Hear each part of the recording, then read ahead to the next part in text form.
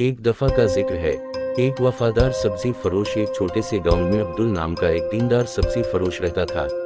اس نے اپنے دن بازار میں تازہ پیداوار بیچنے میں گزارے ہیں۔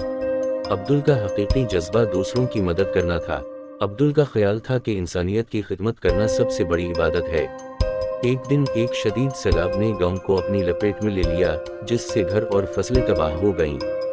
گاؤں والوں کے پاس کھانے پینے کچھ بھی نہیں بچا تھا۔ عبدل کا اپنا سبزی سٹال تباہ ہو گیا، لیکن اس نے یقین نہیں کھویا۔ عبدل نے اپنی بچت کو بیج خریدنے کے لیے استعمال کیا اور زمین کے ایک چھوٹے سے ٹکڑے میں کاشتکاری شروع کی۔